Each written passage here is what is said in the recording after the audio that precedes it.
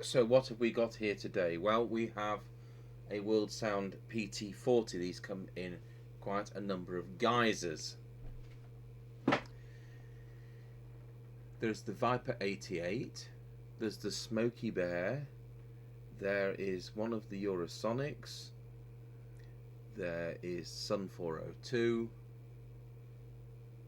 the Grandstand Hawk, then a slightly different version, the Low TX40, which has got an extra bit of circuit in the receive. So apart from the Low TX40, there's two basic versions of these. One of them has PA and the other doesn't have PA. So they are the two. And this one is one which doesn't have PA, just looking at that. Now we currently have coming for repair one of these. So I thought I'll do a demonstration video on our one rather than the customer's one, because this one definitely doesn't work. Something we will address on our own one is this dreadful arrangement with the power lead. It's got a nice power lead, but instead of it going through a grommet, it's bodged in somewhat. Now one of the problems we've had with these in the past is that trying to get the power low enough. A lot of these seem to come out of the factory doing 5 watts. So we'll see what this one does. So plug it into the test equipment. I'll just pause the video while we unsolder the speaker. Right, so we've got that all connected, and we've got the right bit of service manual hopefully out. Got a circuit diagram here. I've got the Low TX40 service manual. I've got to read you this though first. Just look what it says about the delta tune. The frequency of the CB transmitter made by PLL will be always exactly precise under any condition. However, in order to receive the frequency which shifts from the equality frequency due to the phase change caused by the long distance communication, moisture and etc., delta tune switch can always let you get the best condition of transmitting and receiving. What a load of poorly translated Taiwanese. Fantastic. So those of you who never saw the instruction manual that came with these, quite a laugh. Now there's a bit of a variation, actually considerable variation between the TX40 and the Low TX40 and these PT40s, and I'd forgotten about that. It's years since I've seen one of these. It looks to me that we start with coil 5, coil 6, the 2 there, and there's one round there. So first of all, I've prepared a microphone. We've got it connected up to power and we'll switch it on. And it's come on.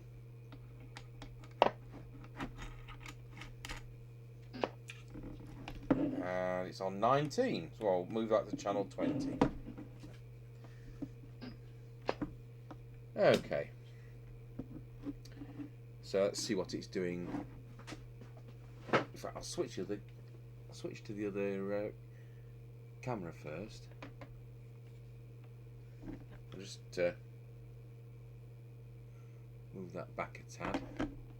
So we're in transmit power.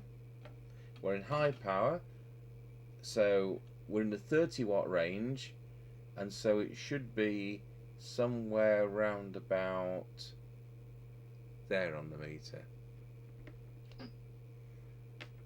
and it's reading just over the 4 watts. So flick it to low power and the 3 watt range, and we should be somewhere round about there for 0.4. Spot on 0.4. You can't fault that, can you? It's just slightly over power. Anyway, what we'll do is we'll go through the transmitter. I'll switch back to the other camera. So there's not a lot wrong with that bit of it. So going back into transmit and adjusting, did I tell you? Well, if it was the TX40, it'd be L56 L11, L12.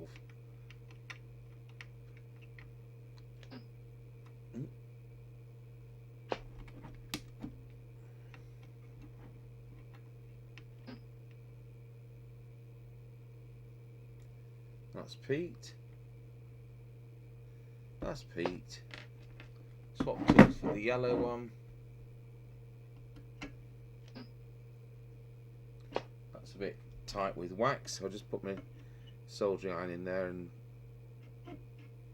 hopefully melt the wax a bit. No, it still doesn't want to know.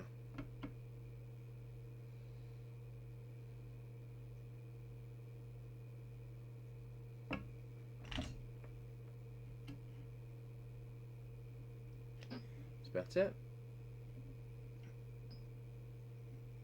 That's fine. I expect the other one wants a bit of melting. I mean, you've already seen this is doing the 4 watts, but I just want to prove that it's peaked. And then the one round the corner, which is the one you're supposed to set it to 4 watts with.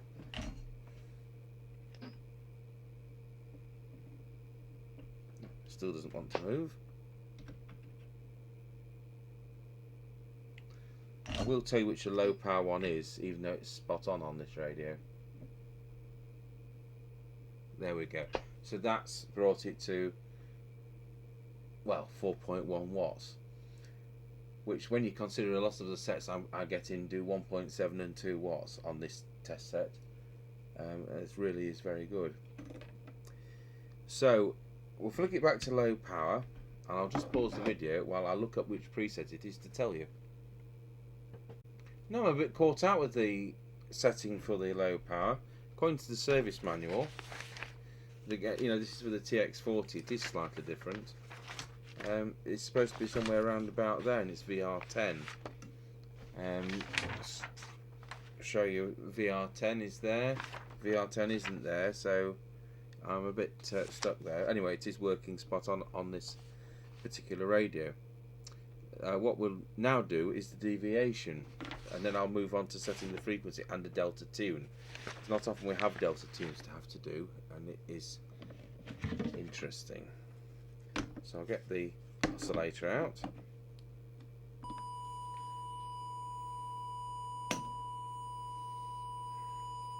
I'll switch you the camera on picture in picture.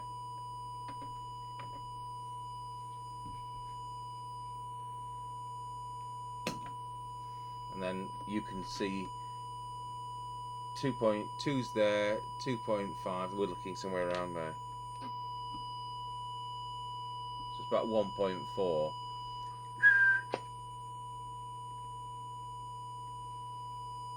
I'm in the wrong mode, aren't I?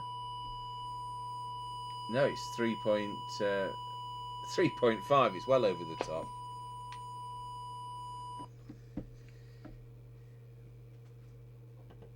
Now the service manual says it's VR4, which is just under the wiring harness, just hiding down there. I'll just tilt the set so you can see that.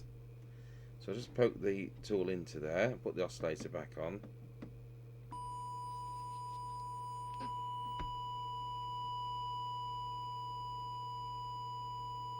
So that's about there, and then we'll do the whistle test. Wallow. Just think we can go up a tad more on that.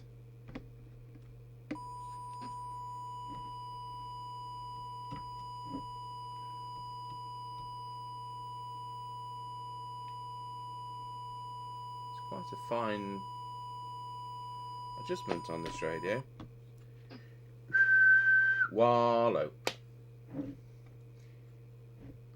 That seems fine, so that's brought that down well from a ridiculous amount of 3.5 or 4 kilohertz deviation. So we'll put the oscillator away, and now we'll set the frequency. I'll tell you what the service manual says, and it says check that the delta tune control is off, which it is. Adjust the preset VR9 to 2779125. VR9.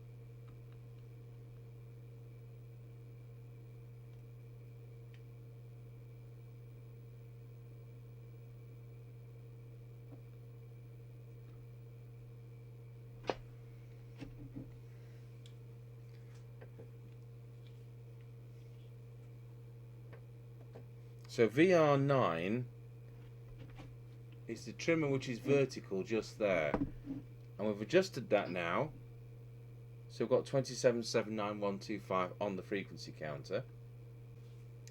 Right, having come back to the radio and having answered the telephone, the only thing we had left to do was to set the power meter on the radio, and at the moment when we press transmit, it reads just into the red zone. Unlike a lot of radios which say something like 1, 2, 3, 4, it's got a red zone. It's supposed to read the centre of the red zone. It's just about there. But preset RV1, which is the one at the back there, is the one to set that. So we'll just do that.